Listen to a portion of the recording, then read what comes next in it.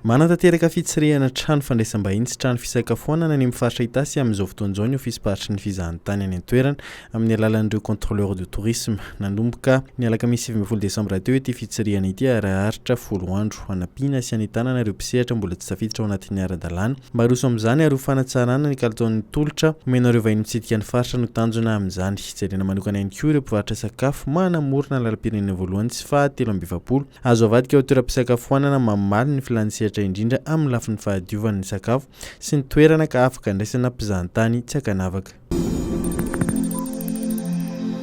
Hatramin'ny 5 ora hariva teo dia mbola tsy afaka nidirana tranokalan'ny Vaomiera mahaleotena misahana ny fifidianana. Manano sarotra hatreto ny fahitana ireo vokatra vonjy-maika tamin'ity fifidianana be ny tanàna sy mpanolo-tsaina. Nilaza ity Vaomiera ity fa nisy nanandrana niditra atao amin'ny tranokala io ka manova ny vokatra izay taratry ny safidim-bahoaka araka ny fanambarana nataon'ny sabotsy lasa teo. Noesory ny Vaomiera mpikarakara fifidianana ity aloha ny voka-pifidianana ho an'ny komina Anatirova renivohitra. Taorin'izay vao tsy azo nidirana intsony tranokala mandra-pandray ny fepetra rehetra ahafahana miaro azy raha nambaran'ny sekretera parantateraky ny rafitra eno rakotondrasoa.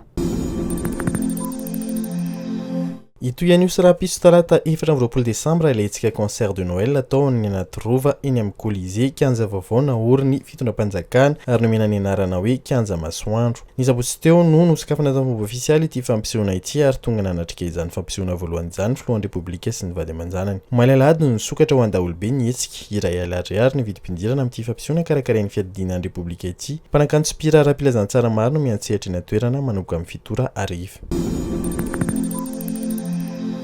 Mponina sy fikambanana maro samihafa amin'ny fokontany Ambatolambo MANANJARY no nifandrimina namono afo ao an-toerana andro any Alatsinainy. Doro tanety sy tavy ny Mihitatra vokatry ny rivotra no nitarika ny afo tany an-toerana raha ny fantatra. Ny sabotsy teo mantsy sy novoalaza hoe fanandrava volo tany an-tsenavolo. Toerana misy fambolen'ny fikambanana fanantenana, fikambanana mitaiza sasakambana any MANANJARY ity afo ity. Nahavita ny sarotra indrindra ny bariana lonan'ny silango seminikaty any FETIN'NY ny sabotsy teo nahazo fandresena roa ohatra. Ny ekipa-pirenena malagasy tany Pretoria Afrika Atsimo nandritra ny lalao mandroso ny fifantsanana amin'ny fiadina ny tompondakan'i Afrika eo amin'ny taranja baolina kitra ho an'ny mpilalao mandray anjara amin'ny fifidianana nasionaly. Ny alahady 19 Desambra izao no atao ny lalao miverina atsy Maorisy. Ady sahalana faharesena tsy mihoatra ny Noelin'ny iray dia efa mpimatafita Madagasikara ho amin'ny dinga famaranan'ny CHAN.